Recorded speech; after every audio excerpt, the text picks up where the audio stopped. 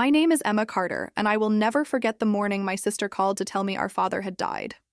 The only problem was that he was sitting 3 feet away from me, stealing bacon off my breakfast plate while sipping his coffee. I quietly put the call on speaker. Rachel did not cry. She simply said Dad had passed away during the night, that everything he owned now belonged to her and her husband, Kyle, and that I would receive absolutely nothing. Kyle laughed in the background and said I was finally out of the family. My father calmly set down his coffee, smiled, and listened. They had no idea the man they believed was dead was hearing every word. What happened over the next 2 days ended in a funeral that our entire town still talks about. 9 months earlier, Dad had fallen off a ladder while cleaning his gutters and broken his wrist. I was working as a travel nurse several states away, so Rachel insisted she and Kyle would care for him until he recovered. They convinced him to sign a limited power of attorney so Kyle could pay his bills while his hand healed. It sounded completely normal, and I trusted them. Slowly, though, things changed. Every time I called, Rachel answered instead of Dad. She claimed he was sleeping, resting, or too tired to talk. I mailed him a new phone after she said his old one had broken, but somehow it disappeared. Then another phone vanished too. Every attempt to reach him ended with another excuse. When I came home for Christmas, Dad looked different. He had lost weight, barely spoke, and admitted he had not seen his own bank statements in months because Kyle handled everything now. The moment I suggested reviewing his finances together, Kyle became defensive, accusing me of causing unnecessary family drama. Dad asked me not to ruin Christmas, so I reluctantly returned to work. A few months later, an old nurse friend called with shocking news.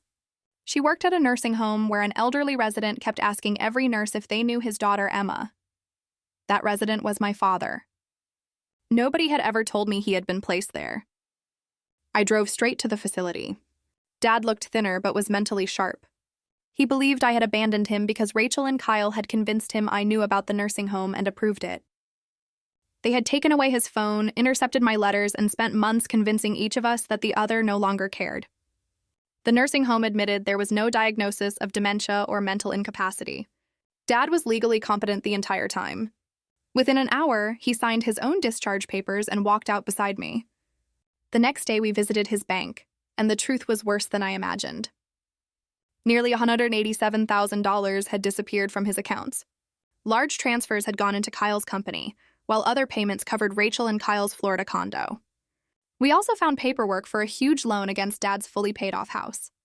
An elder law attorney immediately froze the loan, revoked every power of attorney, and uncovered something even worse. Someone had forged a second power of attorney giving Kyle complete financial control. Medical records proved Dad had been under sedation at a doctor's appointment when that document claimed he was signing it before a notary. Our attorney explained that criminal charges would be much stronger if Rachel and Kyle publicly relied on those forged documents. That was when Dad came up with an unbelievable idea. His lifelong friend Earl, a retired funeral director, called Rachel and simply told her Dad had collapsed and passed away. No fake death certificate, no official report, just believable news from someone everyone trusted. Rachel never asked how he died or whether she could see him. Her first concern was his paperwork. Within hours, she and Kyle were changing the locks on his house and preparing to claim everything. 2 days later, the town gathered for Dad's memorial service. Veterans, neighbors, church friends, and lifelong family friends filled the hall. Kyle confidently walked to the podium and announced that Dad had left his house, money, truck, and everything else to Rachel and him. Then he proudly read the line saying I had been intentionally left with nothing. The room grew quiet because everyone knew how close Dad and I had always been. Just as Kyle finished reading, the side door slowly opened. My father calmly walked into his own memorial service wearing his best suit. The entire room froze. Rachel looked like she had seen a ghost, and Kyle stood motionless with the forged will still raised in his hand. Dad walked to the podium, adjusted the microphone, looked at the closed casket, smiled, and quietly said, "Dead men do not sign papers." Our attorney immediately stepped forward and laid out the evidence. Medical records proved Dad could not have signed the forged documents. Bank statements traced every stolen dollar. The fake power of attorney, the fraudulent loan application, and the forged will all pointed to the same people. Even one of Kyle's own co-workers admitted he had unknowingly witnessed paperwork he believed was routine. Within minutes, sheriff's deputies entered the hall. Kyle was escorted away for questioning as his entire story collapsed in front of everyone he had spent years impressing. Rachel finally admitted they had been drowning in debt and believed they could replace the money before anyone noticed. But then she turned to blame me for exposing them. That was the moment I realized she was not sorry for what she had done. She was only sorry she had been caught. Outside, before the deputies drove away, Dad looked at Rachel with complete calm and finally spoke the words he had saved since that phone call 2 days earlier. "You buried the wrong man, sweetheart."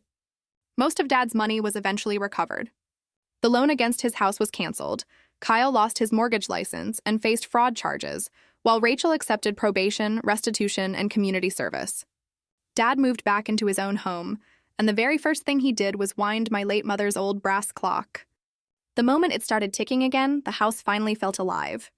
Today, every Sunday, I drive over for breakfast, and Dad still steals bacon from my plate just to make me laugh. We recovered most of the money, but that was never the greatest victory. The real victory was that he got his voice back before it was too late.